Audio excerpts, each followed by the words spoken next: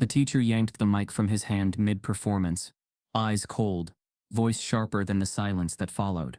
"This choir doesn't need your kind of voice." Parents clapped, thinking it was part of the act, until Keon ran off stage in tears.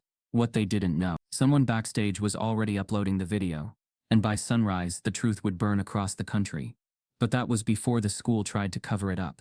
Before we deep dive into this interesting story, subscribe to our channel, and tell us where are you watching from. Share in the comments below. The auditorium smelled like dust, pine-scented cleaner, and old velvet curtains. The kind of place where echoes lingered longer than applause, and 10-year-old Keon Matthews stood at the center of it, with his hands folded too tightly in front of him, his shoulders stiff in a way that came from trying not to shake. The stage lights were warmer than he expected, almost comforting, and for a brief moment they made him believe that this was finally it, that this was the moment his voice would be heard.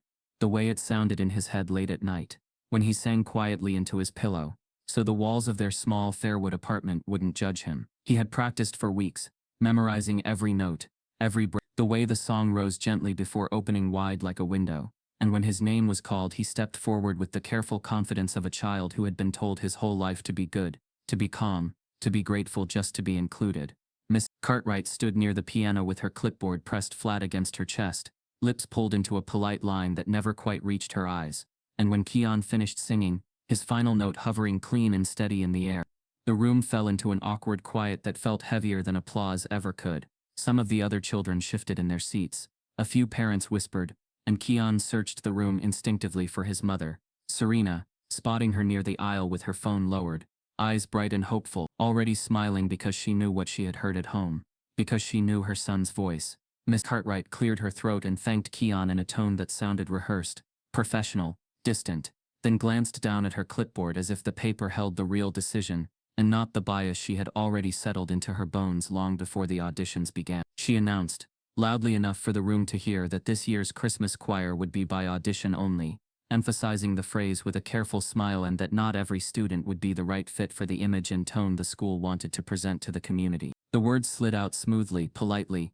but the meaning cut sharp, and when she began calling out names for solos and featured spots, every single one belonged to a white child, children whose voices had cracked, children who had forgotten lyrics, children who had laughed nervously through wrong notes, yet were now stepping forward beaming as if they had earned something fair. Keon waited, standing exactly where he had been told to stand, his heart thudding louder with every name that wasn't his, until finally Miss Cartwright looked directly at him and said, with a soft tilt of her head and a voice meant to sound kind, that while his effort was appreciated, the choir needed a certain sound this year, a certain look, and maybe he could try again next year when he was more ready. The word hung in the air heavy and insulting, because Keon knew, even at 10, that it had nothing to do with readiness and everything to do with the fact that he was the only black boy on that stage, the only one whose curls didn't flatten neatly under a Santa hat, the only one whose voice carried something deeper than cheer. A ripple of discomfort moved through the audience, but no one said anything, not the parents, not the teachers seated along the wall,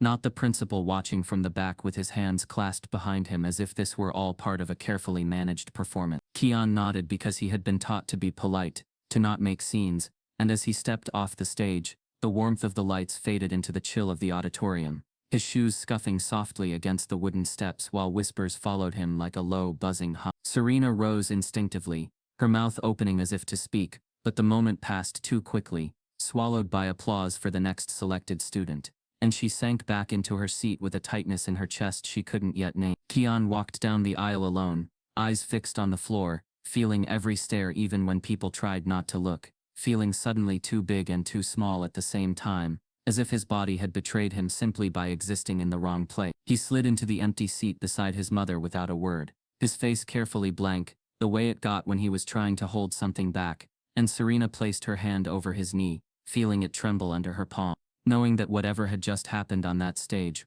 would follow him long after the Christmas decorations came down. Mrs. Cartwright continued on with the auditions, as if nothing unusual had occurred, praising diction, correcting posture, making light jokes that earned polite laughter, while Keon sat there listening to voices that had been chosen over his, voices that wobbled and strained where his had been steady, and the unfairness of it pressed down on him so hard it made his ears ring. This wasn't the first time Fairwood had reminded him that he didn't quite belong, but it was the first time it had done so publicly, wrapped in tinsel and tradition, dressed up as a harmless decision about music when it was really a lesson about play. When the auditions finally ended and parents began filing out, Serena stood, her jaw set, and approached Mrs. Cartwright near the stage, keeping her voice calm as she asked what exactly her son was missing that the others had somehow met. And Miss Cartwright smiled again, that same careful smile, and said Keon was talented, truly, but Christmas music required a certain purity, a certain familiarity, words that sounded harmless but landed like accusations, and suggested Serena not read too much into it. Serena wanted to scream, wanted to ask why purity never seemed to include children who looked like her son, but the eyes on them made her swallow her anger, and she nodded, gathering Keon's coat and backpack as if leaving quickly would somehow protect him from what had already been done. As they walked toward the exit, Keon glanced back once at the stage, at the piano, at the empty space where he had stood just minutes earlier, believing something good was about to happen, and the look on his face wasn't anger yet, it was confusion, the kind that comes when a child realizes the rules change without warning. They didn't see the custodian standing near the side door, his cart half hidden in shadow, a man named Walter Lowe, who had been mopping the hallway when the auditions began, and had paused when he heard the way Miss Cartwright's voice changed,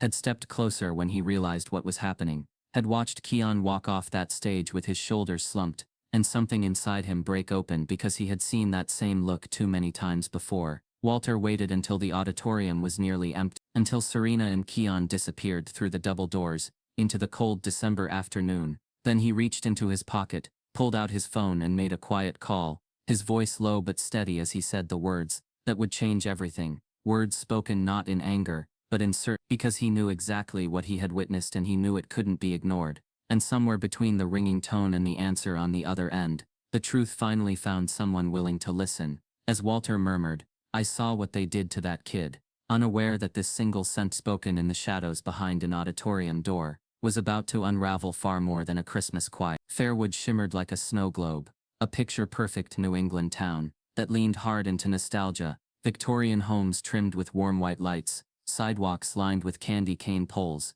and the smell of nutmeg and gingerbread floating out of every bakery like it was part of the atmosphere. But beneath the holly wreaths and smiling shopkeepers was a quiet tension, an unspoken rulebook written by hands that never held black skin. Serena Matthews had believed in the postcard dream when she first moved here with Keon 3 years ago, thinking she was giving her son a future with better schools, safer neighborhoods, and a sense of stability she never had growing up. She didn't know then what she was trading in for that illusion of safety. Fairwood was the kind of town that loved inclusion on pamphlets, that proudly displayed one black student in every school brochure, and called it diversity, but behind closed doors it was about preservation, preserving a sanitized image, a selective memory, a whiteness so ingrained that anything outside of it felt like disruption. It wasn't overt, not at first. It was the way Keon was always asked to play the wise character in school play. It was the one black inventor mentioned during February, buried between Lincoln and the Civil Rights Act. It was the teacher who praised Keon's eloquence,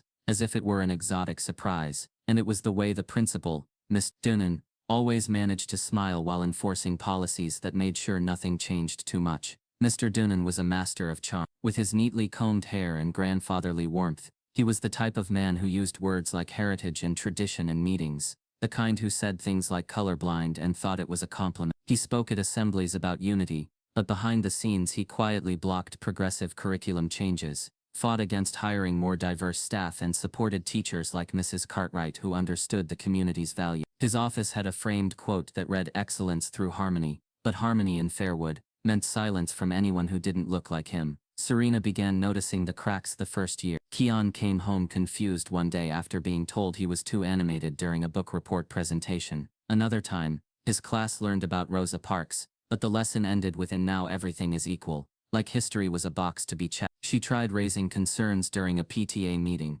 suggesting more inclusive books and asking why the staff was 98% white, but the room had gone cold. One mother told her, "We just don't want our kids to feel guilty," and another added, "It's Christmas, can't we keep things light?" That was the moment Serena realized that Fairwood didn't just avoid hard conversations, it punished anyone who tried to start them. After Keon's public rejection from the Christmas choir, the wound tore open further. He had returned home that day quieter than usual, not angry but dulled, the way kids get when something heavy is sitting on their chest and they don't have the words yet. He didn't touch the cookies Serena left out, didn't hum to himself while drawing superheroes the way he used to. Instead, he sat on his bed staring at the ceiling, and when Serena finally asked if he wanted to talk about what happened, he only shook his head and whispered, "I thought it was about singing." The heartbreak wasn't just in the rejection, it was in the realization that his talent didn't matter, that his best wasn't enough, not because of effort, but because of who he was. Serena tried to file a formal complaint,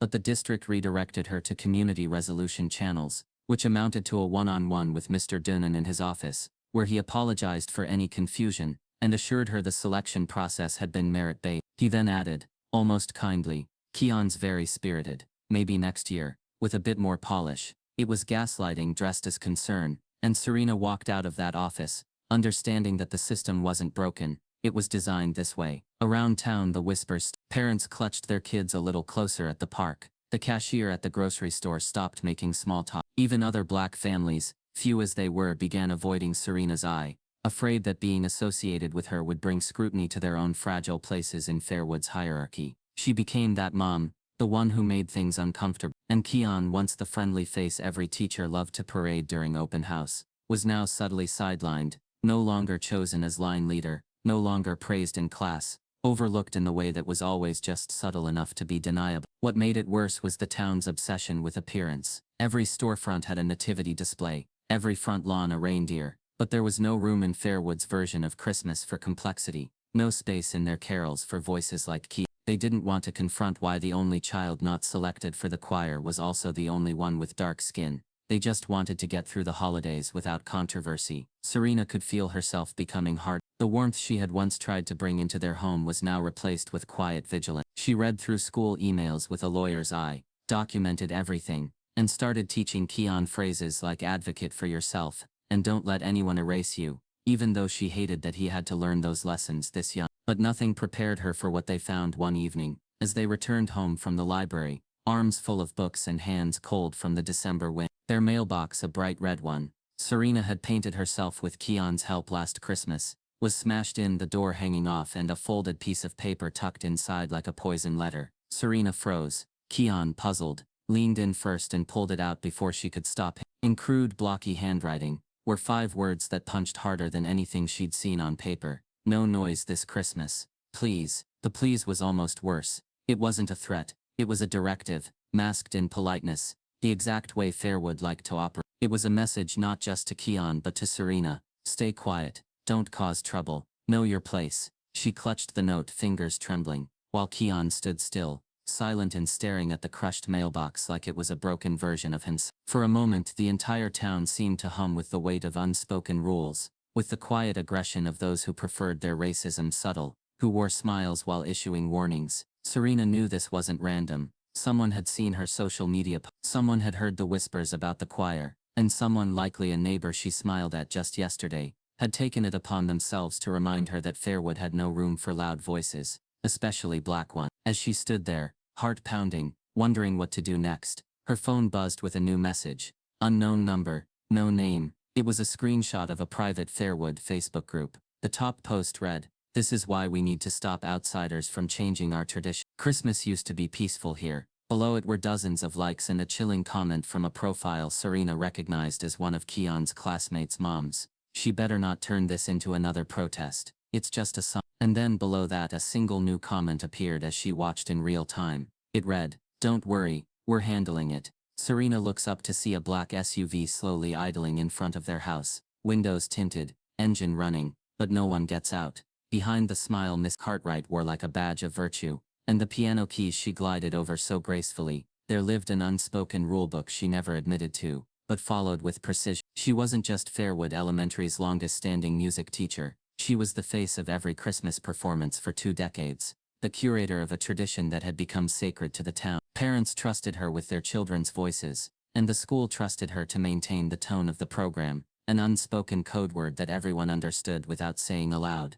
She called it refinement, she called it tradition. But beneath the layers of rehearsal schedules and song selections, it was about something uglier, control. Mrs. Cartwright believed that music, especially Christmas music, should evoke purity and warmth. What she wouldn't say out loud was that she believed that sound and the children chosen to deliver it had to fit a certain mold. Light, soft, angelic. Whiteness in her eyes was the default of innocence. Keon's voice didn't fit into her narrow mold. Not because it lacked skill, quite the opposite, but because it carried too much soul, too much history, too much presence. His notes weren't just melodic, they were emotional, and that scared her more than anything. At rehearsals she treated Keon with a particular politeness, overly sweet yet distant, the way someone handles something they'd rather not touch. When the group practiced, she would walk around with her clipboard and pause behind white students, adjusting their posture, complimenting their tone, encouraging their vibrato, with warm encouragement. But when Keon sang, she rarely looked at him. If she did, it was with a tight-lipped nod and a quick scribble on her clipboard. Once, when he hit a particularly strong note during warm-ups, she interrupted with a cough and announced they'd be changing keys to make it easier on everyone. Serena had started noticing small things. Keon would come home quieter on rehearsal days, sometimes humming to himself in the bathroom, but never singing in the living room anymore. She asked him once why he didn't practice in front of her anymore, and he shrugged and said Miss Cartwright told him his voice was great for energy, but not quite the Christmas tone. The phrase sounded rehearsed, something fed to him, something designed to sound constructive, while quietly cutting him down. Serena felt her gut tighten. One day while picking Keon up early after a dentist appointment, she arrived before dismissal, and waited outside the music room. The door was cracked slightly, and she heard Mrs. Cartwright speaking in a low voice to another teacher. He just doesn't blend, she said. I mean, lovely boy, very expressive, but that tone, it's not really what we're going for this year. The other teacher murmured something Serena couldn't hear, but Cartwright laughed lightly. Look, I'm just saying, we don't need rap influence in carols. That's not what Christmas is about. The words slapped Serena across the chest like a cold gust. She didn't barge in. She didn't make a scene. Instead, she drove home with her hands clutched around the wheel so tight her knuckles ached. That night she sat Keon down and asked him gently if anyone had said anything that made him feel uncomfortable. He hesitated, eyes flicking up like he was trying to read whether he'd get someone in trouble. Finally he said, "She just says I sing different, but it's okay. I practice in my room now. I want to be ready for next year." Those words broke Serena more than anything. She realized that her son at 10 years old had already learned to shrink his talent into something palatable for people who didn't want him to be seen fully. The next PTA meeting was crowded, filled with hot cider and polite smiles. When Serena stood up to raise concerns about representation in the choir, and whether every student was getting equal instruction, the room tensed. Miss Cartwright responded with the calm grace of someone who had faced this before, and learned how to coat her words in sugar. "Keon is very talented," she said. "We're just focusing on a specific sound this year. He's passionate, but sometimes passion can overpower blame." A few parents nodded, relieved the tension was being smoothed over. Serena asked if the choir auditions were evaluated objectively, and Mrs. Cartwright replied, "Of course, I use a scoring rubric." When Serena asked to see it, the principal interjected, and said, "We trust our faculty to maintain professional discretion," and that was the end of the conversation. The meeting moved on to cookie donation. That night Keon sang into his hairbrush, facing his mirror, trying to mimic the voices he heard on the choir recording Mrs. Cartwright had sent home. He adjusted his pitch, tried to sing lighter, tried to flatten the richness of his tone. Serena watched from the hallway, eyes wet, unable to walk in. Her son was learning how to disappear in order to be accepted. But change came quietly, in the form of a single email. The subject line hit Serena like a whisper in a thunderstorm. "You need to hear what she said off camera." The sender was anonymous, the message brief. Attached was an audio file, dated 2 days earlier. Serena hesitated, hand hovering over the play button. The file opened with soft shuffling, a door creaking, and then Mrs. Cartwright's unmistakable voice. "I mean, honestly, if we let him in, where does it stop? Next thing you know, every parent thinks their kid deserves a solo, and let's be real, some voices just clash with Christmas. It's not personal, I'm just keeping it professional." Another voice, male, laughed lightly. "You're just saying what we're all thinking." Cartwright laughed too. "Exactly. I mean, come on, this isn't Soul Train, it's Christmas." Serena froze, nausea rising in her throat. The file ended with the sound of a piano bench scooting back, and a door shut. Rage, grief, vindication, all of it clashed inside her like cymbals. She had proof. She had it in her hands. The whispered agenda was no longer whispered. It was recorded. She didn't know who had sent it, or why now, but she knew one thing for sure. The wall of silence protecting people like Miss Cartwright had cracked, and behind it was something far darker than she had feared. As Serena sat stunned, staring at her screen, a new email came in from the same anonymous sender. No subject line, just 5 chilling words. "They're already covering it up." The second email came like a cold slap in the dark. Serena stared at the message, just 5 words. They're already covering it up. But they were heavy. Warning, almost too late. Her heart thudded as she glanced back at the audio file still open on her laptop. Miss Cartwright's voice clear and smug in her casual racism. She knew that this couldn't stay quiet. Not this time. The days of politely requesting fairness were over. She clicked download, then uploaded the file to her private social account. Captioned only, "This is what my son is up against. Fairwood Elementary, you owe us answers." Within 10 minutes the post was shared 12 times. By midnight it had been reshared, hundreds more, spreading through parent groups, local activism pages, and regional forums like wildfire. The comments were a mix of shock and shame, outrage and defense. Some cried for justice, others tried to spin it. This was taken out of context. She didn't mean it like that. Mrs. Cartwright has been teaching here for 20 years, and this is how we thank her. But the clip was undeniable. It wasn't just bias. It was strategy, collusion, comfort with exclusion, all spoken behind the safety of a closed staff room door, and accidentally caught by someone who must have known how fragile truth was in a town like Fairwood. Serena didn't sleep that night. She sat on her couch with the light from the laptop burning into her eyes, scrolling through every comment, screenshotting the most disturbing ones, and emailing them to herself under a folder labeled documentation. By morning, the school's official page posted a vague statement. "We are aware of a circulating audio recording. The administration is conducting an internal review and will take appropriate steps once more context is gathered." It was a deflection dressed as professionalism. There was no apology, no mention of Keon, no acknowledgement that what was said had been racist. Just a lot of concerns and evaluations, and the kind of passive language that avoided naming harm. But Serena wasn't surprised.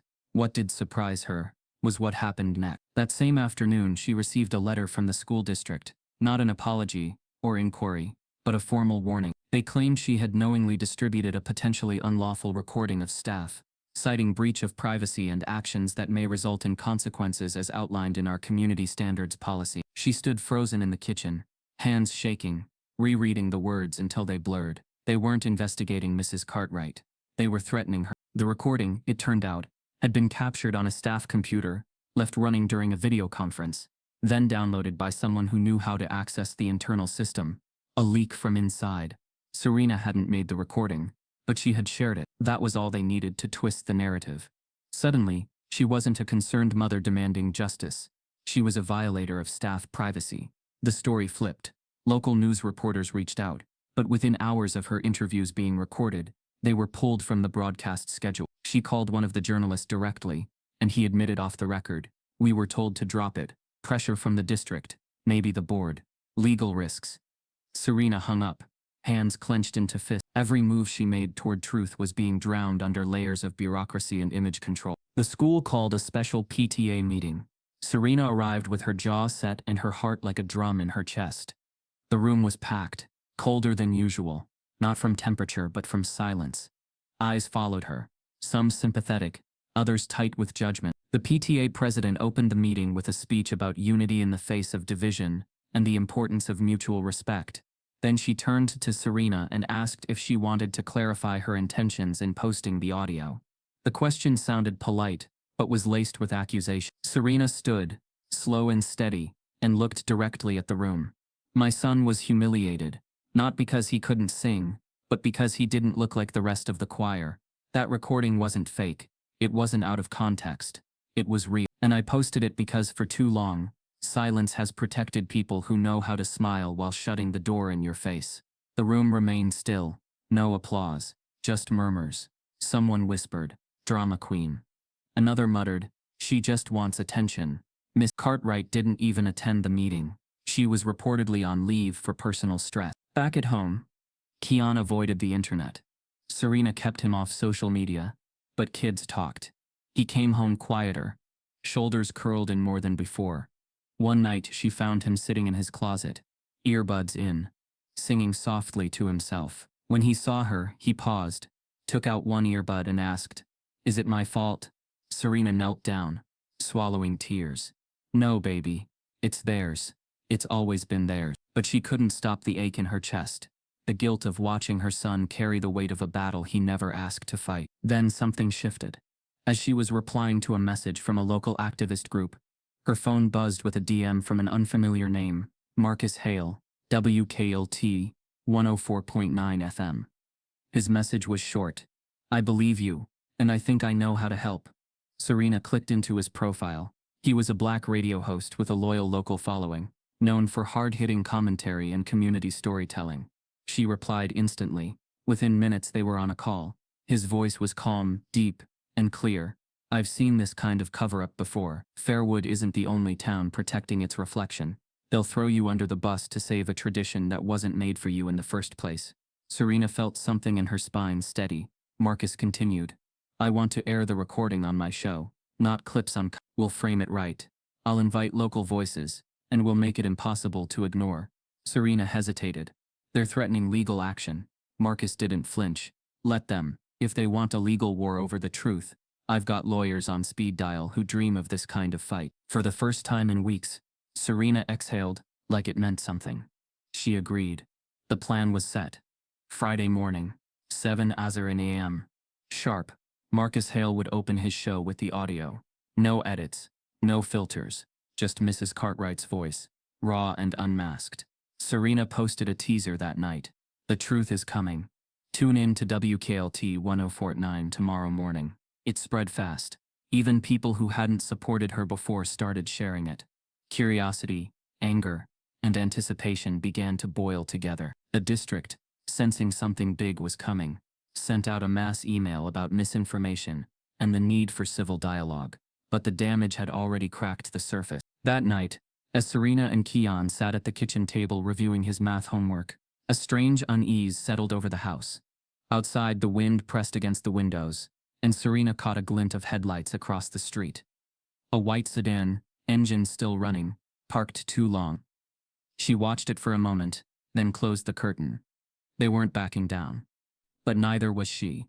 At exactly 6:48 a.m., 12 minutes before Marcus Hale's broadcast, Serena's phone lit up with an anonymous message. If you air that tape, you'll regret it. This is your last warning. At exactly 7:01 a.m., Marcus Hale's voice cut clean through the static of local radio like a blade through silk. This morning he began. You're going to hear something Fairwood's school district doesn't want you to hear. No edits, no excuses, just truth. Then he played the full recording. The laugh, the tone, the racism, soaked in casual arrogance. Serena sat with her coffee gone cold, fingers tight around the mug. As her phone lit up in waves, the broadcast hit the town like a siren. Some called it brave, some called it betrayal, but no one could pretend it hadn't happened. The initial wave of support gave Serena a flicker of hope. Activists reached out. Parents from neighboring towns emailed stories of similar exclusion. But just as quickly, the tide shifted. Fairwood had no appetite for introspection. The second the story threatened its polished image, the town did what it always did. Blamed the disruptor. Serena, once invited to bake sales and block parties, was now labeled divisive, hostile, and worse, angry. The word wasn't about volume. It was code. It always had been. Angry black woman. Overreacting mother. Troublemaker. Within days, posts began flooding social media. Not just about the tape, but about Serena. Screenshots of her old posts. Photos taken without her knowledge. Twisted captions. This woman wants to cancel Christmas. Another example of making everything about race.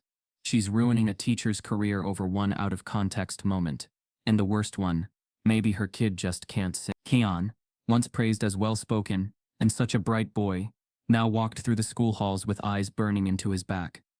He didn't tell Serena everything, but she knew. She could see it in the slump of his shoulders, the way he paused before entering the school gates, the silence that followed him home. One afternoon she found his uneaten lunch in the trash, soaked and crushed. They said I smell like fried chicken, he mumbled, then looked away. Another day he came home with a scuffed knee, and after some coaxing, admitted someone had tripped him on purpose in the hallway. When he reported it, the assistant principal told him to be more aware of his surroundings, and added, sometimes Keon, the way you carry yourself invites conflict. The deeper Serena pushed, the more she realized how quickly Fairwood was closing ranks. The Facebook group Support Our Music Department gained hundreds of members in a week. The group's description read, a space for parents to stand by our teachers and keep the spirit of our school safe from online bullying. Serena requested to join, but her account was blocked. Screenshots leaked out. Parents were calling her a plant. A fake. She moved here to stir up trouble. She's probably being paid by some activist group. The idea that she could simply be a mother protecting her child didn't fit their narrative. Even teachers began treating Keon differently. One morning, during math, he raised his hand to answer a question and was ignored 3 times before he put it down. In music class, he was asked to sit in the back. When he asked why, Mrs. Kearns, who had replaced Miss Cartwright during her stress leave, said, "I just think we all need space right now." Another teacher pulled him aside and warned him gently to watch his attitude. Because people were on edge, Keon, confused, replied that he hadn't said anything. The teacher just smiled tight and said, "Exactly." Serena filed complaints. Dozens.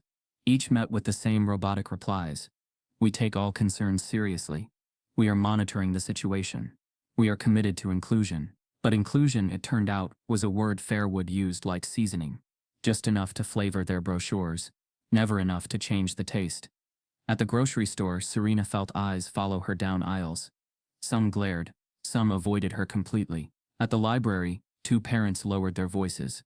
When she walked past, one muttered, "Here comes the media mom." Serena didn't flinch, but at night she cried alone in the kitchen, head bowed over her hands, not from regret but exhaustion. What cut deepest wasn't the overt racism, it was the cowardice.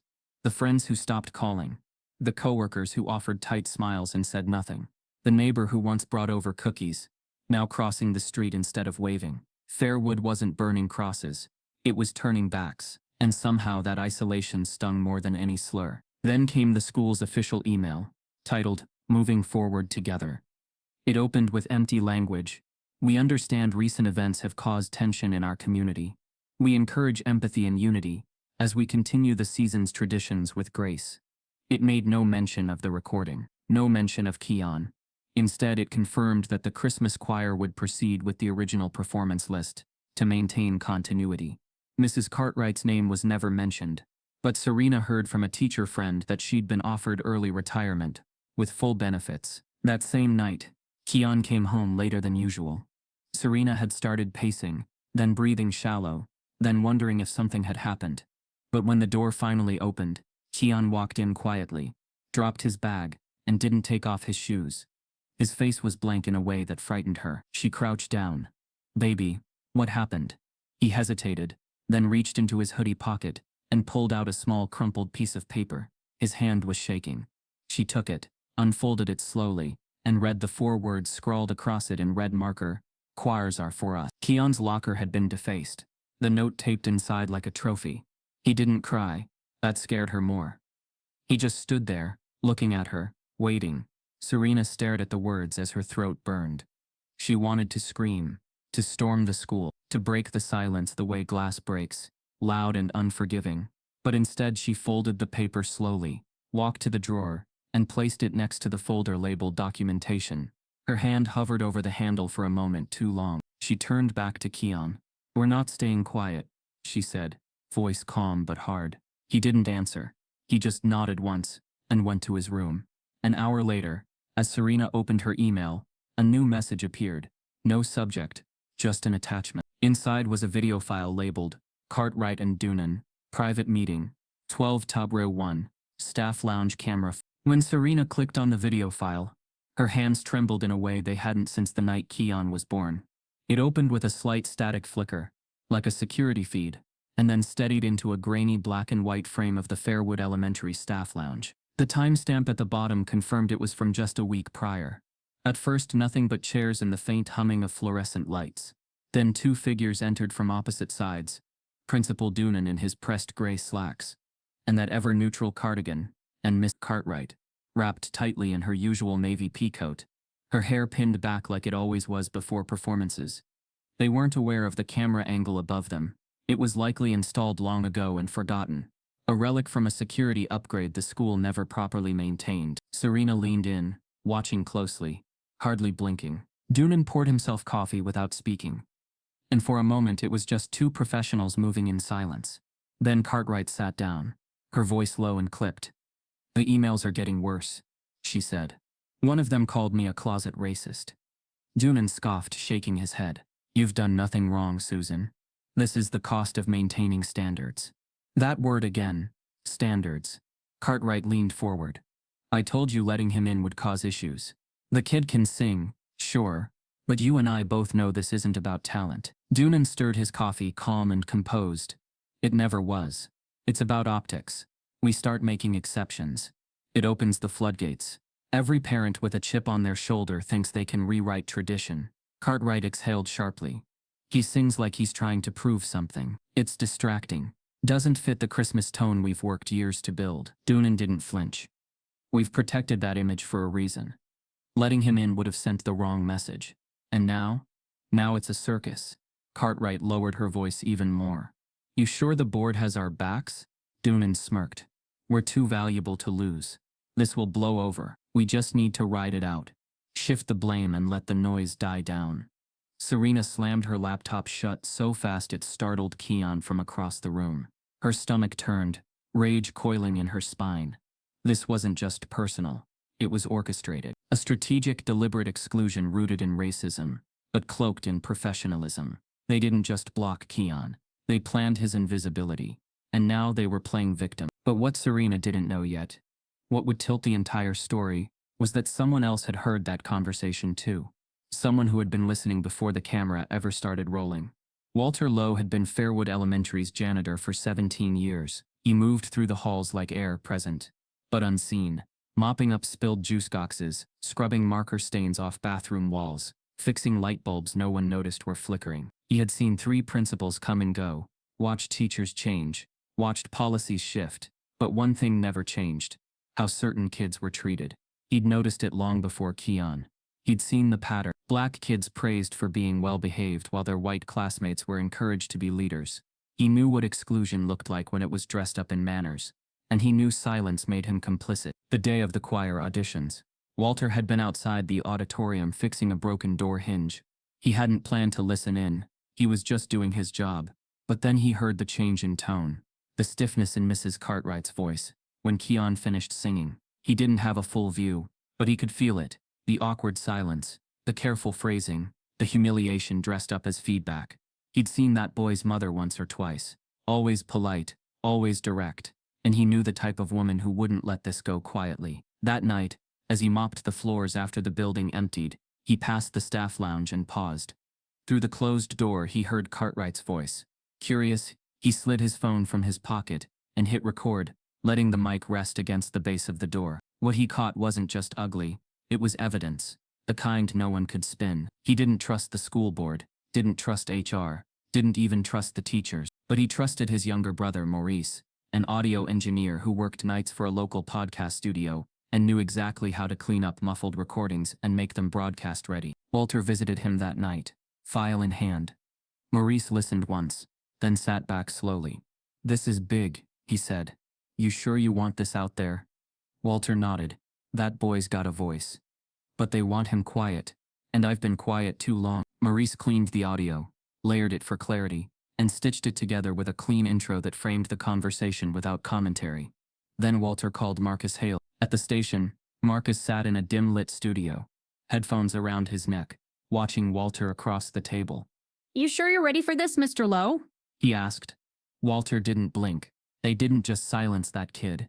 They wrote the silence into policy. And now it's time people hear it played back. Marcus hit play. The recording echoed through the studio. Every word weighted, every pause between sentences, like a slap. Marcus didn't interrupt once. When it ended, he leaned back slowly, his jaw tight. "This ain't just bias. This is institutional exclusion," he said. "We're airing this tomorrow morning. First segment. Full length. No cuts." Walter looked down at his hands. "You think people will care?" Marcus met his eyes. "They won't have a choice." As Marcus prepared the segment, Serena received a call from an unknown number. It was Marcus. "We've got another recording," he said. "Different source. This one's nuclear. Tune in tomorrow." Serena sat frozen. Another recording. She didn't know who the source was, but she didn't care. Truth had a way of finding light when lies started to pile too high. The next morning, the station aired the new recording. Credited only to a longtime school employee, the town erupted again. But this time there was no ambiguity, no gray area. Miss Cartwright and Principal Doonan were heard discussing optics, floodgates, and the burden of diversity. The masks had fallen. Even the district couldn't deny the voices on that tape. But what no one expected was what happened. Just an hour later, Mrs. Cartwright issued a statement. Not an apology, but a deflection. She claimed the tape was edited and taken out of context. Doonan refused to comment, citing legal counsel. And then, just before noon, Fairwood Elementary's website went offline. The server was under maintenance, but Serena knew better. They were cleaning house. That evening, Walter received a plain white envelope at his doorstep. No return address. Inside was a single photo, him mopping outside the staff lounge, timestamped the exact hour the recording was made, and a handwritten note: "You broke the code. Don't forget who sees you." By Monday morning, the hashtag Gen Choir conspiracy was trending across 3 states, and Fairwood Elementary had become the unexpected epicenter of a firestorm no one in town was prepared for. The recording Walter had released, raw and damning, shattered the illusion Fairwood had long depended on, the myth that its whiteness was tradition, not exclusion. Local papers picked up the story, but it was the digital media that set it ablaze. Education blogs dissected every sentence. Activists praised Serena's courage. Anonymous insiders began leaking school policies that mirrored racial gatekeeping under academic euphemisms. National reporters called it a case study in soft racism, a perfect storm of institutional gaslighting. And yet, as the world finally acknowledged the truth, the people in Serena's immediate world turned colder. The town that had once praised her for raising such a polite young man now avoided her at the grocery store, whispering near the checkout lines. Her phone buzzed nonstop with calls from media outlets, wanting sound bites, think pieces, interviews, but none of them saw what was really happening in the quiet daily shadows. That same morning, Serena stepped outside to find the front left tire of her car slashed, deep and deliberate. A note tucked under the windshield wiper read, "Take your show somewhere else." She reported it to the police, but the officer barely concealed his boredom. "Could be kids," he shrugged. "Lot of pranksters this time of year." He didn't write a report. Inside the house, Keon sat by the window, legs drawn to his chest, watching the mailman shuffle past, like nothing had changed. But everything had. At school, the atmosphere had gone from tense to toxic. After the recordings aired, Keon became both infamous and invisible. Some teachers ignored him entirely. Others watched him too closely. One day, he was asked to step out of class after a white student claimed Keon made him feel unsafe. He hadn't said a word. The student later admitted it was a misunderstanding, but no apology came, just silence and suspicion. Then came the incident in the cafeteria. A classmate, someone Keon had once shared a project with, approached him during lunch, whispered something about ruining Christmas, and threw a half-eaten sandwich at him. Keon didn't respond. He stood up and walked away, but the school called Serena that afternoon anyway. "Keon has been suspended for 2 days, the voice on the phone said flatly. "It's for his safety. Things are heated right now, and it's best if he stays home." Serena's voice cracked through the receiver. "He's the one who was assaulted." The voice didn't shift. "We're trying to de-escalate the environment." The words landed like bricks. At home, Keon became quieter than ever. He didn't touch his keyboard. He didn't hum in the shower. His voice, the gift that had once filled every corner of their small apartment, was gone. He stared more often than he spoke. One night, Serena found him ripping the pages out of his music notebook, tearing them slowly, page by page. She sat beside him, heart in her throat. "Why?" she asked softly. He didn't look up. "I'm tired of being a problem." The sentence gutted her. There was no protest in his voice, just defeat. And Serena realized then that justice wasn't healing, at least not yet. The truth had come out. Yes. But the fallout had turned her son into a symbol before he even understood what that meant. He didn't want to carry a cause. He just wanted to sing. The school district issued a vague statement 2 days later. "We are aware of the concerns and are reviewing protocols to ensure an inclusive environment for all students." No mention of Doonan. No mention of Cartwright. The community Facebook group erupted again, this time defending the school, accusing activists of tearing apart their town. Someone even created a fake account and messaged Serena. "You wanted attention. Hope you're happy." She wasn't. Nothing about this made her happy. But then on a rainy Thursday afternoon, as the sky hung low and gray, Serena found an envelope in the mailbox. No postage, no return address, just her name written in neat, deliberate handwriting across the front. She opened it cautiously. Inside was a folded piece of thick paper, off-white and expensive, like something out of a vintage stationery set. The note read, "Keon has a gift. Don't let them kill it. Let him sing. 4th and Elm. 6 p.m. Come alone. Serena read it 3 times, each time slower than before. It wasn't a threat. It felt like an invitation. But from who? She flipped the envelope. Nothing. The handwriting was elegant, sharp, and unfamiliar. She showed it to Keon. His eyes flicked across the message, then back to her. Are we going? He asked, barely above a whisper. Serena hesitated. Every instinct told her to be cautious. But something about the letter didn't feel dangerous. It felt urgent, like a door being cracked open, just wide enough to see light on the other side. That evening, as the sun dipped low and the sky turned a soft bruise of purple and blue, Serena and Keon drove toward the intersection of 4th and Elm, a part of town that used to be full of jazz bars and record shops before gentrification swept through like a tide. Now it was mostly boarded up storefronts and shuttered churches. They pulled up next to an old brick building that once housed a cultural center, now quiet and faded. A single light was on inside. Serena parked, heart racing. You stay in the car, she told Keon. If anything feels wrong, I'll come right back. But before she could open the door, a figure stepped out from the building's shadow. An older black woman, tall and regal, dressed in a long wool coat and a head wrap that shimmered in the dim light. She waved once, calm and certain. Serena rolled down the window. You Serena Matthews? The woman asked, voice rich and steady. Serena nodded. The woman smiled, gentle but direct. I'm Rowena Bell. Used to run the community choir here before they closed us down.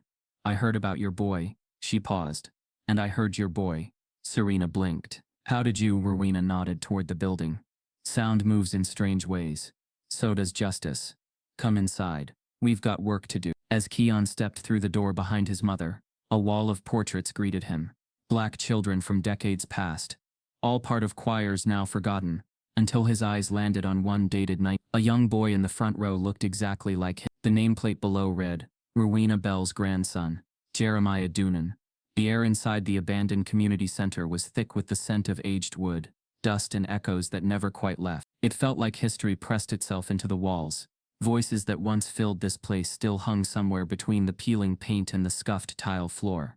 Serena stepped in first, Keon just behind her, eyes wide, hands tucked nervously into his jacket sleeve. The room was cavernous, silent except for the low hum of a heater barely warming the space. At the far end stood a grand piano, its mahogany frame dulled but dignified, and beside it Miss Rowena Bell stood with her arms crossed, posture upright like someone who had commanded choirs and never backed down from silence. Come closer, she called out, her voice a mix of melody and steel.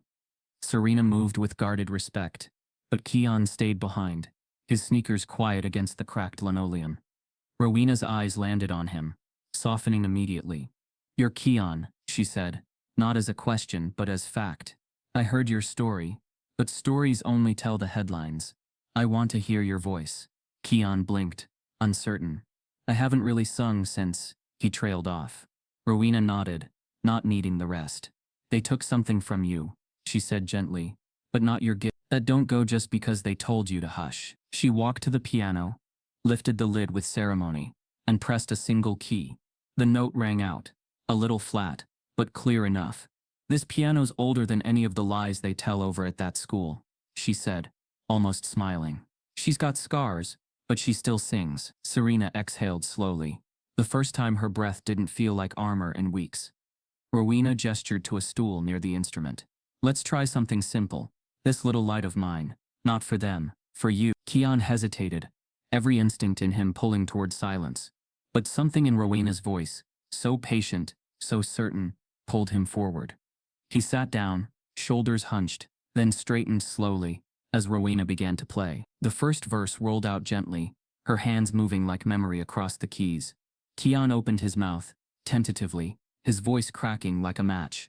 The sound that emerged was soft, uncertain, but it grew with each word, rising like something waking from a long sleep, until it filled the room in a way that made Serena cover her mouth and blink hard. Rowena didn't stop playing, but her eyes shone with wetness. When the song ended, silence fell again, not awkward, but reverent. Rowena wiped her cheek with the back of her hand.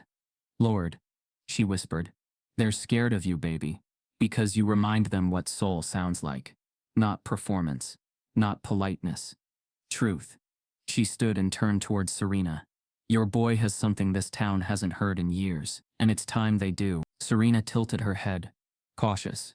What are you saying? Rowena smiled for real now, sharp and proud. We're going to have a concert. Our concert. Christmas. But not whitewashed. Not curated. Real music. From the kids they locked out. And we're gonna do it right under their noses. Serena blinked. You mean in Fairwood? Rowena nodded. Right here. In this building. Word of mouth only. Private invites. A community reclaiming what was stolen. The plan sounded impossible. But somehow in that dusty room, it also felt inevitable. Over the next week, Rowena opened a space for rehearsals. Word spread faster than Serena expected. A few parents reached out quietly, ones whose kids had also been pushed out, told their voices weren't ready, or that they'd struggle to stay on pitch. Black, brown, biracial, poor kids who had been categorized without a rubric. They showed up in hoodies, oversized coats, and shy glances, clutching sheet music and doubt. But when Rowena played, the room changed. She knew how to pull sound from silence, how to make the timid bold. Serena watched from the edges, recording videos, taking notes, sometimes just holding a kid's coat, or wiping a tear without asking why. Keon began to change too. Not back to who he was. There was no going back, but into someone new, someone who sang again, not for approval, but because he had something to say. His voice no longer bent itself into something safe. It rose with grit and grace, like it knew it didn't need permission. One afternoon, after finishing a solo run of Go Tell It on the Mountain, he turned to Rowena and said, "Can we add something of ours, like something that sounds like now?" She smiled so wide it showed the gap between her front teeth. Baby, that's the whole point. The rehearsals became electric. Gospel riffs danced beside spoken word. Traditional hymns, layered with piano jazz. One girl rewrote Silent Night to include lines about surviving school suspensions and singing through fear. A boy beatboxed under Joy to the World. Every note was rebellion and restoration, stitched together into something Fairwood would never approve, but could no longer ignore. Then, just 2 nights before the concert, a boy named Melik ran into the center, his coat barely zipped, breath visible in the cold. "You won't believe who just asked to join the choir," he gasped. Everyone turned. Rowena paused mid-chord. "Who?" Melik held up his phone, screen glowing. "Lila Monroe. Like the Lila, Cartwright's star student. Said she wants to sing with us." Shock rippled through the room. Lila was the poster child of the official choir, the girl front and center in every program cover, every school video. Keon's eyebrows lifted. "Why?" he asked. Malik shrugged. "Said she saw the video. Said she didn't know how bad it was. Said she's tired of pretending." Serena looked to Rowena, who narrowed her eyes thoughtfully. "If it's real," she said slowly, "it could shift something." But Serena wasn't convinced. "Or it could be a setup." Rowena nodded. "That's why we test truth the same way we test voices. We listen. If she's here to listen back, we'll know." That night, Rowena's phone buzzed with a message from an unknown number. "You still don't get it. The concert won't happen. We'll make sure of it." The next night, the old community center doors creaked open again. But this time, the footsteps that echoed through the dusty floors were different. Slower. Hesitant. Lila Monroe stepped inside with her hands stuffed into her coat pockets, her blonde hair tied up in a tight bun. No makeup, no choir uniform, no fanfare. She looked nothing like the confident, spotlight-polished girl Serena had seen on every Fairwood elementary stage for the past 3 years. She looked like a teenager who had just realized the world was far more crooked than she'd been told, and that her family helped bend it. Rowena stood by the piano with her arms crossed. Not hostile but unreadable. Serena remained near the side, watching with the practiced stillness of a woman who had learned never to trust ease. Keon glanced up from a sheet of lyrics, his jaw tight. The room quieted as Lila walked slowly toward them, and stopped a few feet from Keon, who didn't speak first. No one did. Finally, Lila's voice broke the silence. "I saw what happened," she said. "I mean, I knew parts of it. I just didn't understand all of it. I thought it was about skill. I thought Mrs. Cartwright. I thought she was fair." Her voice cracked at the end, but no tears came. She seemed to know no one in that room had the energy to comfort her guilt. "My mom told me not to come," she added. Her voice quieter now. "Said it would ruin everything." Rowena looked at her for a long moment before speaking. "You know how to sing?" Lila nodded once. I've had solos every year. I didn't ask about solos, Rowena replied. I asked if you know how to sing. Lila's lips parted, but no words came. Keon, still watching, finally spoke. She means can you sing without needing to be the center? Lila looked at him and nodded again, this time slower. Yes, I can. Rowena nodded to the piano. Then show us. The moment was delicate. Electric. Lila sat at the piano bench and began with O come, Emmanuel. Her voice smooth but subdued, carefully measured, almost too perfect. She finished, looked up, and waited. Rowena tilted her head.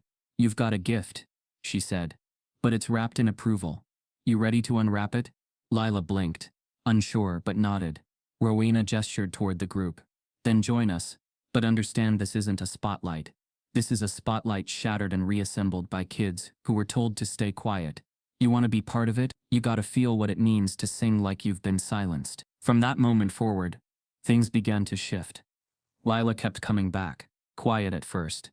Then more vocal, she apologized to Keon without fanfare. Not a performance, just 3 simple words one night. While stacking chairs, I was wrong. And Keon, after a long pause, replied, you weren't the only one. Then others began showing up. 2 more white students from the official choir. Then a third. Then a boy whose father sat on the school board. One after another, the lines between us and them started to blur. Some were fueled by guilt, others by curiosity, a few by conviction. But they came, and they stayed, and they sang, together. For a brief window, it felt like possibility. But possibility always threatens those who benefit from the lie. It happened during a Tuesday night rehearsal. The choir had just finished a run of Mary Don't You Weep with Keon on the lead harmony.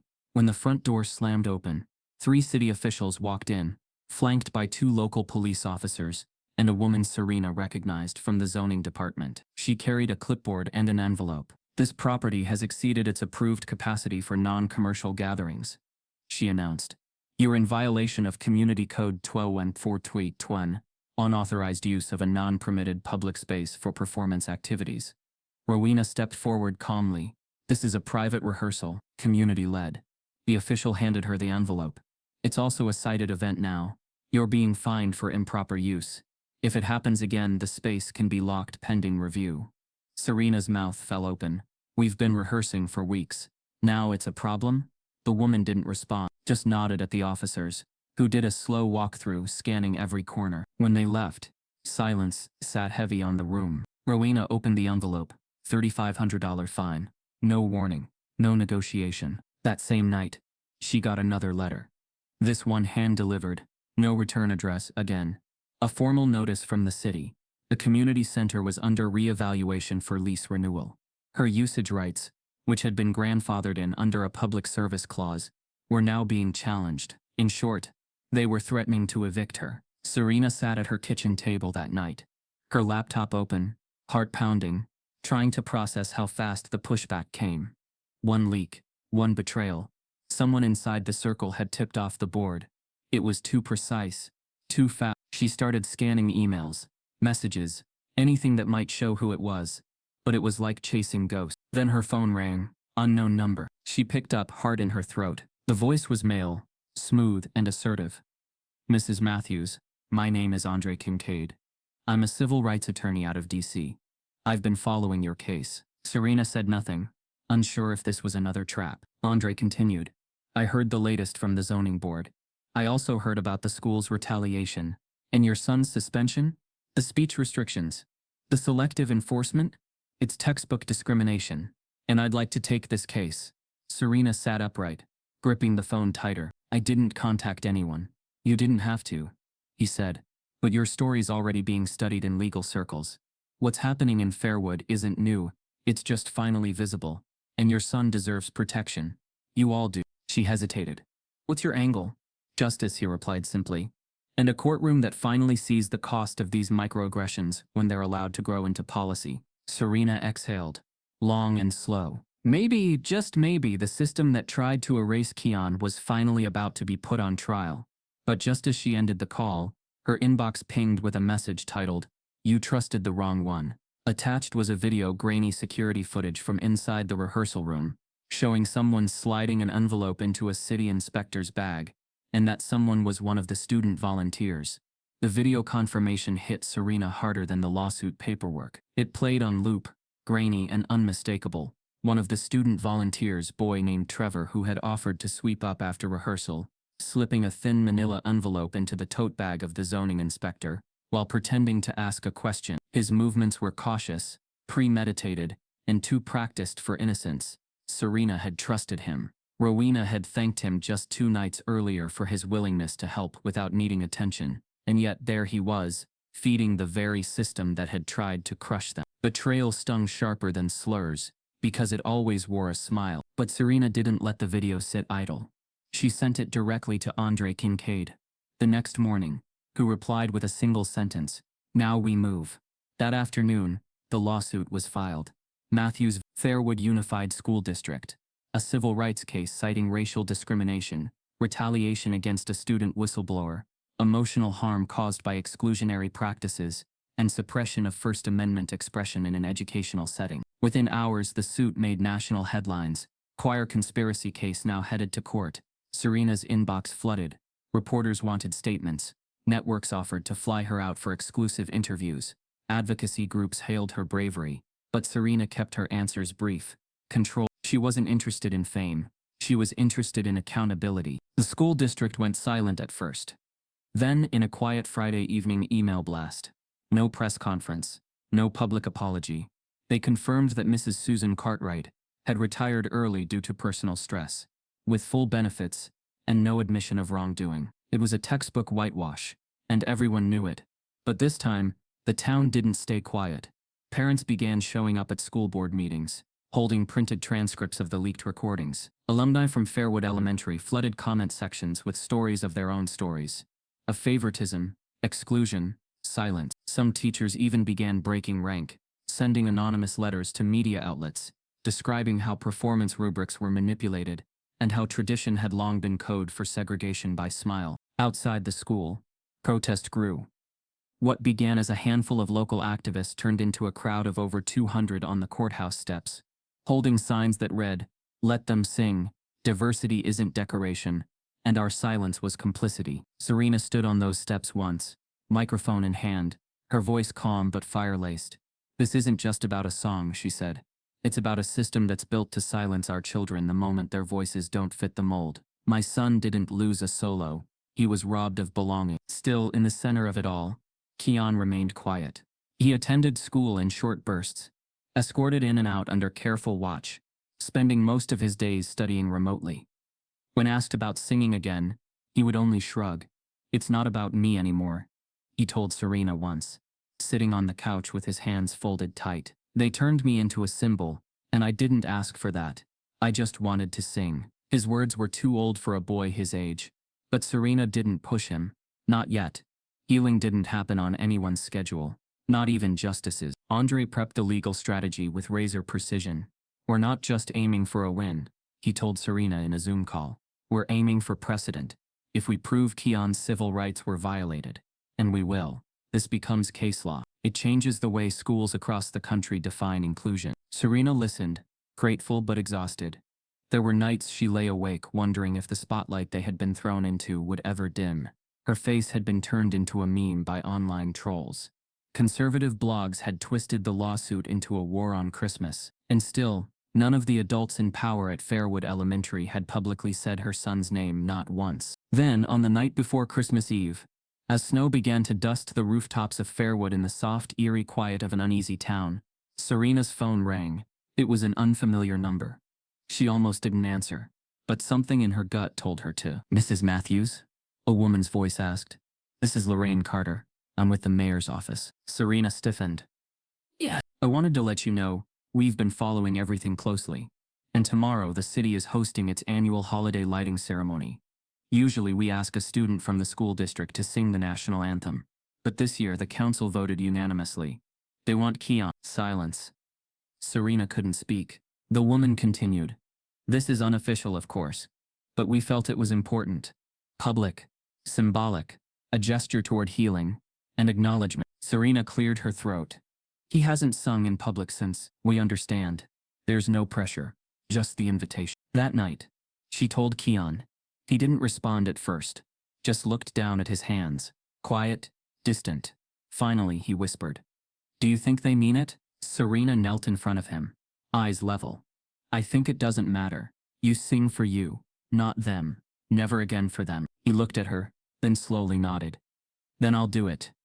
The next morning, as Serena checked her email before leaving for the ceremony, she saw a new message flagged urgent. It was a private tip from inside the school board. The city didn't approve Keon's performance. Someone's planning to pull the mic during his anthem.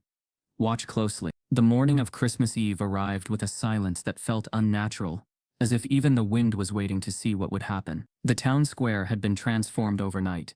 Strings of white lights stretched across the trees, wreaths hung on every lamppost, and a massive stage had been erected in front of the courthouse, trimmed in gold ribbon and framed by 2 towering Christmas trees. Families in heavy coats and children holding mugs of hot cocoa milled about, unaware that the air pulsing beneath this picturesque scene was charged with tension. Somewhere between the speakers and garlands, a power struggle was quietly unfolding. Serena stood off stage, with her phone still clutched in her gloved hand, reading the anonymous email again. The city didn't approve Keon's performance. Someone's planning to pull the mic during his anthem. Watch closely. The words repeated in her mind, like a warning drum. She scanned the crowd, watching city staff and parade organizers, with narrowed eyes.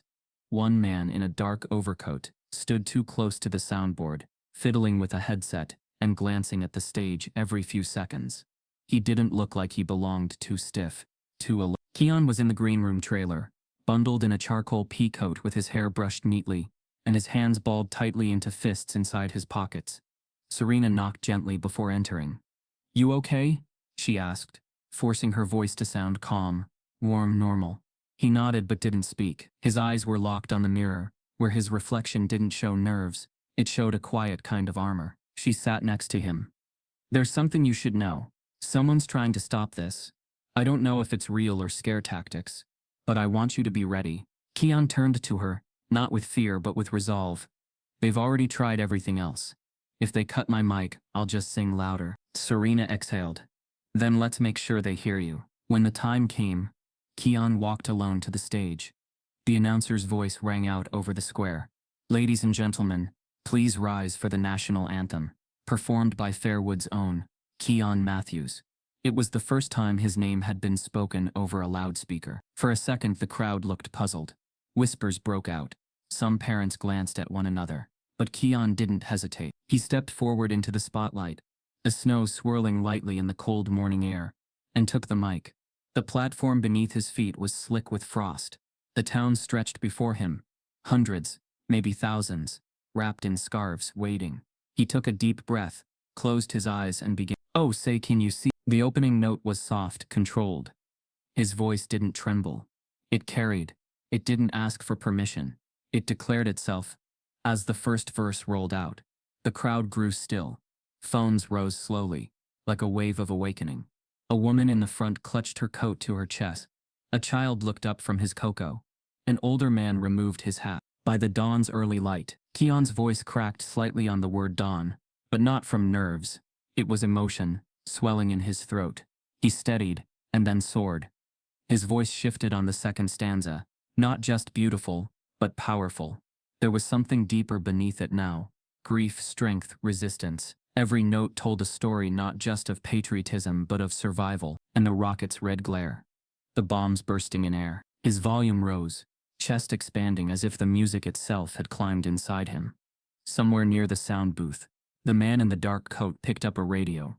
Serena stepped forward from the side, ready, eyes sharp. But then, without warning, something unexpected happened. The crowd began to sing with him. First, just a few. Then dozens. By the time he reached the final line, hundreds of voices joined in. Not perfect, not rehearsed, but unified. The mic stayed on.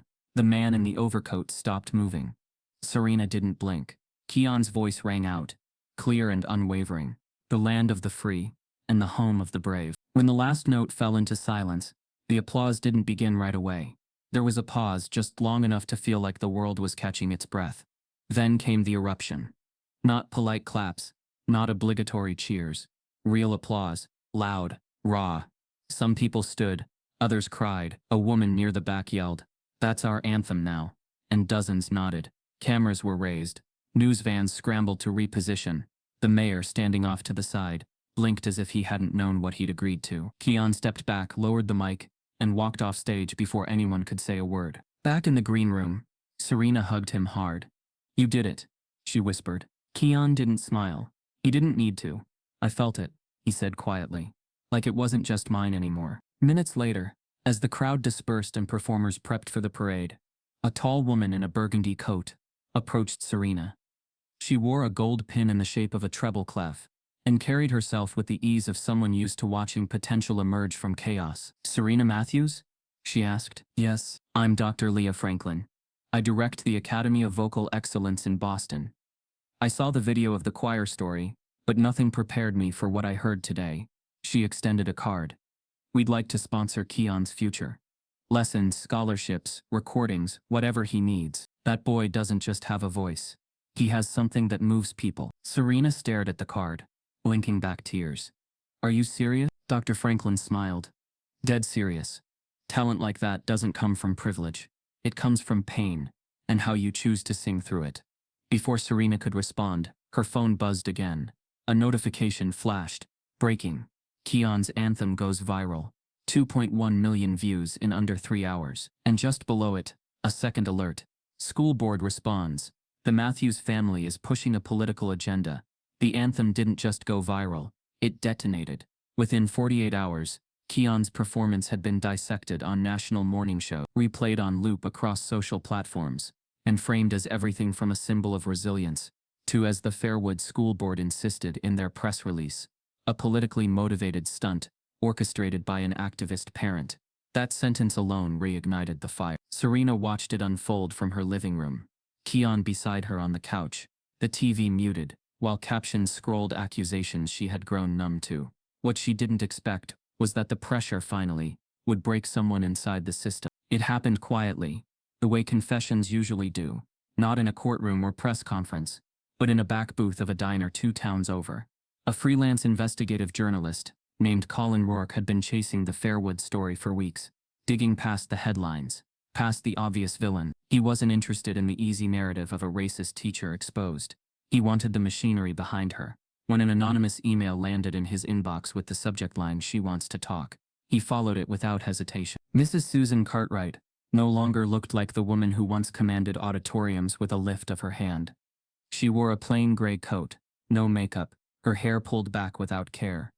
Her eyes darted constantly toward the windows, the door, the waitress, anyone who might recognize her. When Colin turned on his recorder, placing it flat between them, she flinched, then nodded. "I don't have much time," she said, "and I don't want my face shown." Colin leaned back. "You reached out. Start wherever you want." She took a breath that shook on the way in. "They're blaming me. All of them. The board. The district.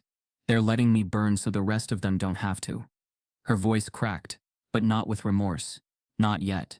I was told what to do." Colin's pen stilled. "By whom?" She hesitated, then said it. "The superintendent, and before him, the donors. The people whose names are on the plaques in the auditorium." She stared down at her coffee. "Every December I was reminded who funded the music program, what they expected, what kind of choir brought in checks. And when that boy auditioned," she stopped herself, swallowed. "Keon. When Keon auditioned, I knew it would be a problem." "You knew he was talented," Colin said. "Yes," she snapped, then softened. "Too talented. That was the issue. He stood out, and standing out wasn't allowed unless it fit the picture." Colin didn't interrupt. "They told me directly," she continued, her words speeding up now, "that including him would shift the tone and invite questions. They said tradition mattered, that donors liked consistency. I was warned, very clearly, that if I pushed back, my program funding would disappear, that my job would be reconsidered." Colin raised an eyebrow. "Did you ever try to include him?" She nodded, slowly. "Once. I suggested giving him a shared solo, just one line. The superintendent shut it down, said it would open doors we weren't prepared to walk through." Her laugh was bitter. "I told myself I was protecting the program, that it was bigger than one child." Her eyes finally met Colin's. "That's the lie I lived with." The recording ran for 40 minutes. Mrs. Cartwright admitted to more than Serena had ever known. How audition rubrics were adjusted year to year. How certain parents were tipped off in advance.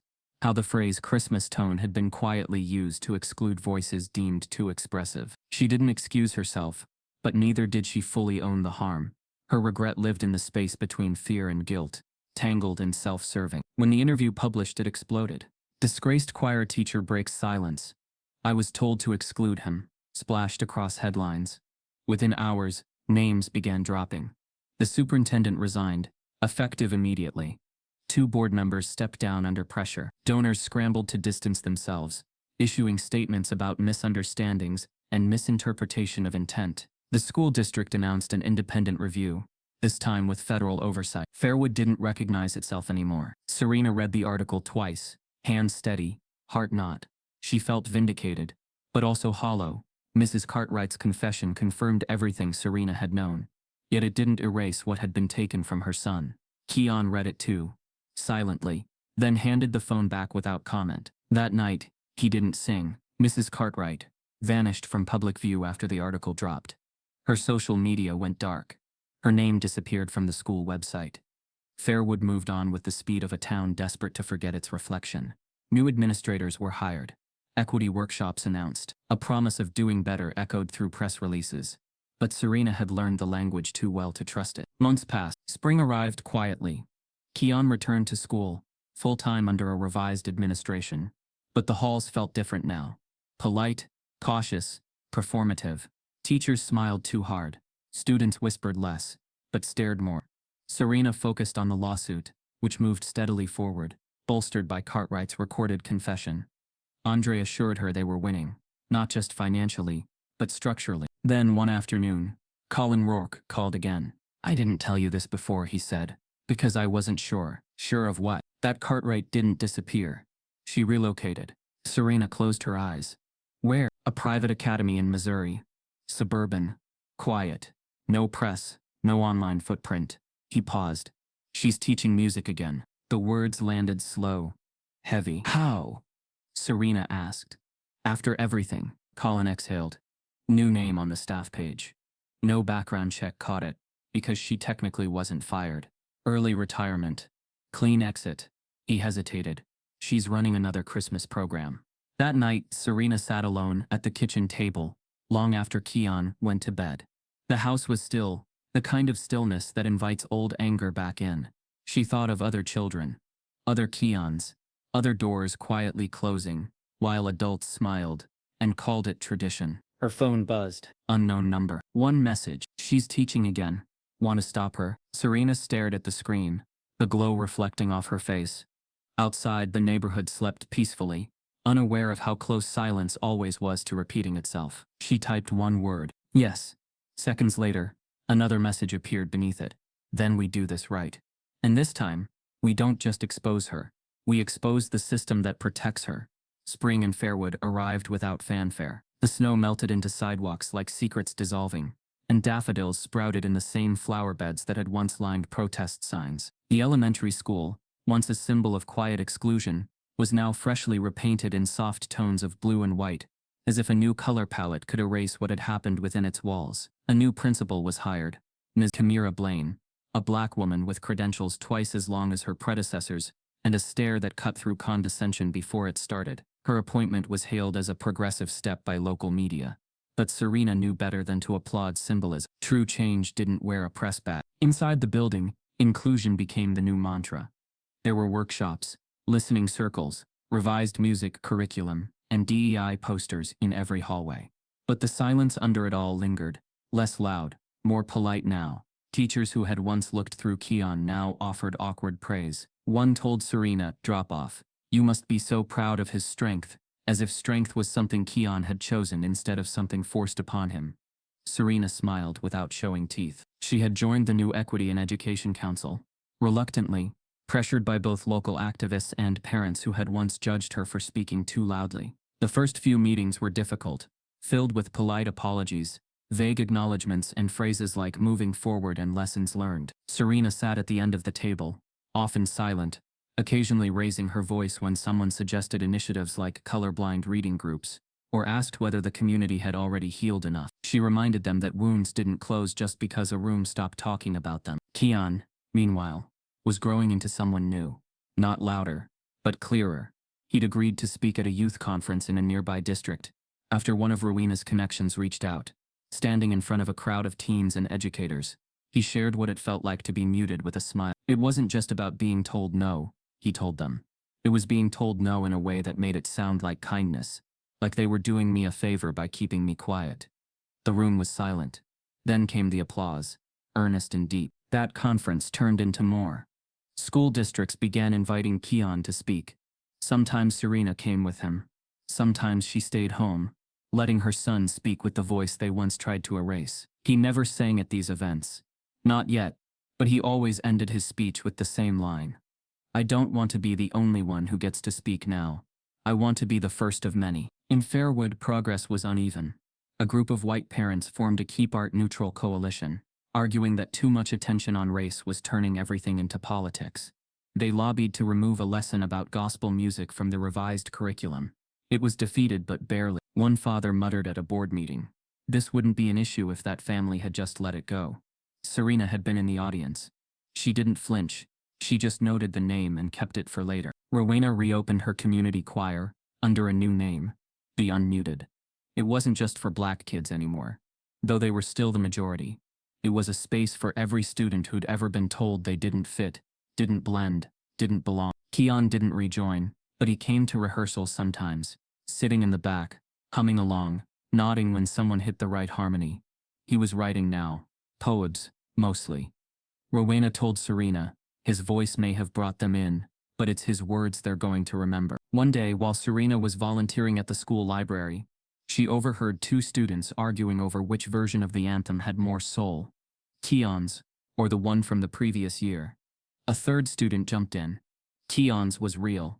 You could hear the truth in it. It was a small moment, almost nothing, but Serena tucked it away like a stone in her pocket. Then, one afternoon, as rain tapped against the kitchen window and Keon sat at the table sketching lyrics into a notebook, Serena's phone pinged. The subject line read, "Documentary Opportunity, Keon Matthews Story." She opened the email slowly. It was from a producer named Elisa Tran, working on a project for a major streaming platform. The message was short but carefully worded. "Dear Mrs. Matthews, we've followed your family's journey with awe, respect and deep admiration. We believe the world needs to understand what happened in Fairwood, not just the injustice, but the resistance, the rebuilding, and most of all, the voice that refused to stay silent. We would be honored to tell Keon's story, nationwide.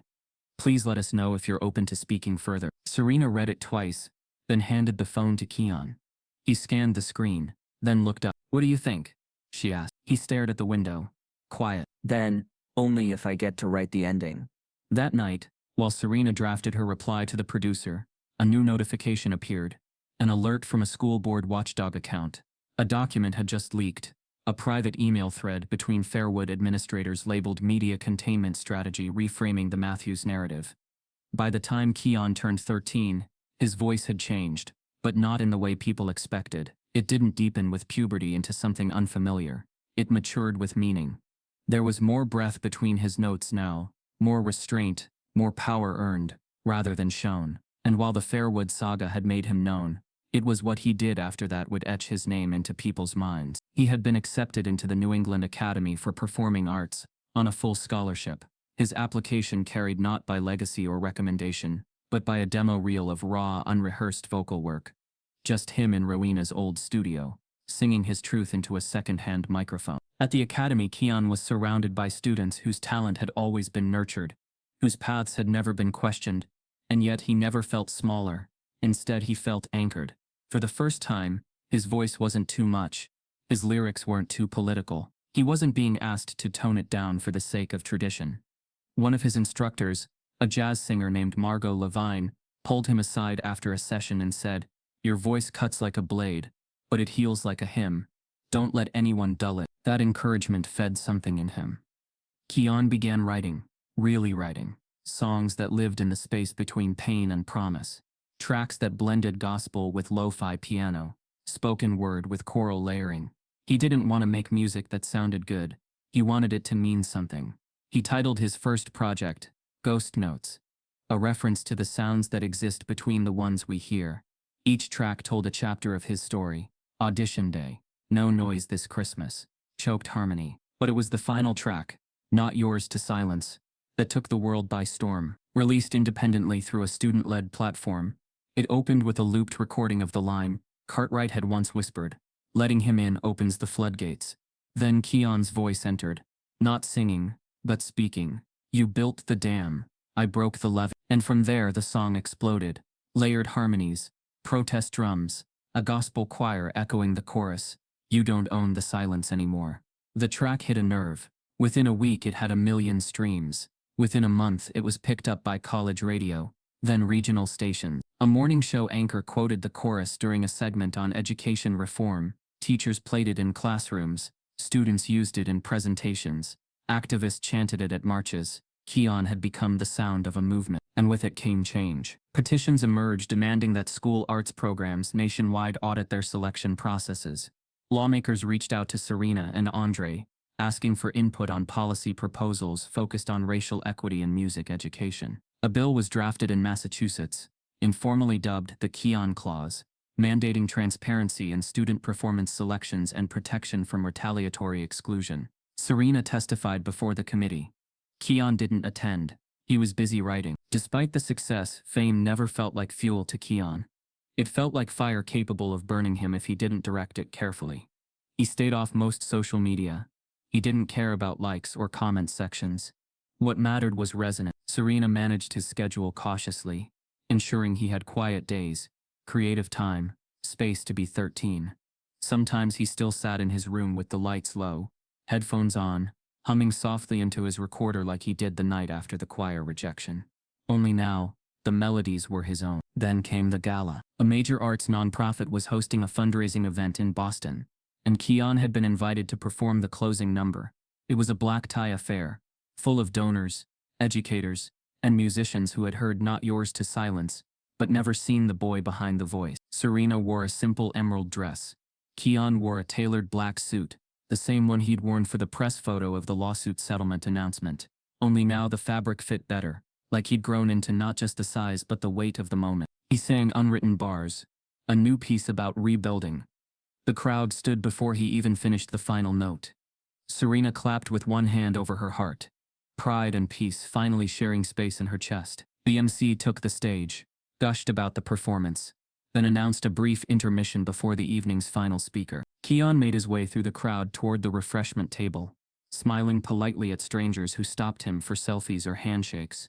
Serena trailed a few steps behind, her eyes scanning the room, absorbing the rare luxury of being surrounded by people who didn't question her son's presence. And then she saw her. Near the back corner, partially hidden by a gold pillar, stood a woman in a floor-length navy gown, her hair slicked back, her posture still unmistakably upright.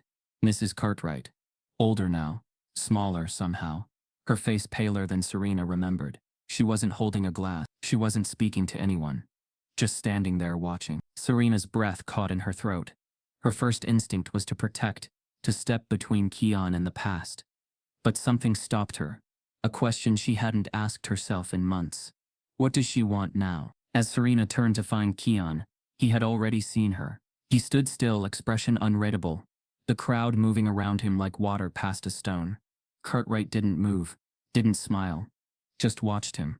It wasn't the gaze of someone hoping to hide. It was the gaze of someone finally seeing something she couldn't unsee. Before Serena could speak, a stagehand tapped Keon on the shoulder. Someone left this for you. It was a sealed envelope. No name. Inside was a handwritten note.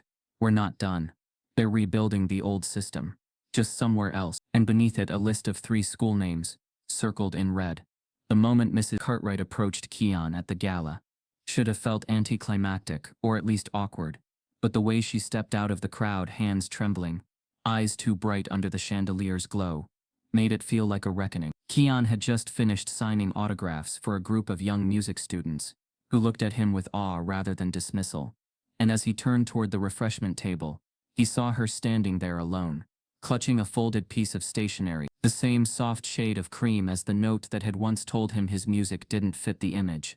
But this time there was no cruelty in the handwriting, only hesitation. Serena stood halfway between stepping forward and holding back, her jaw tense, but Keon didn't flinch. It was as though seeing her again was a necessary chord in a song he had written long ago, but never finished. Mrs. Cartwright's voice was thin when she finally spoke, barely above the hum of conversation and jazz in the background. Keon, she said, as if that one name carried years of things Vith unsaid.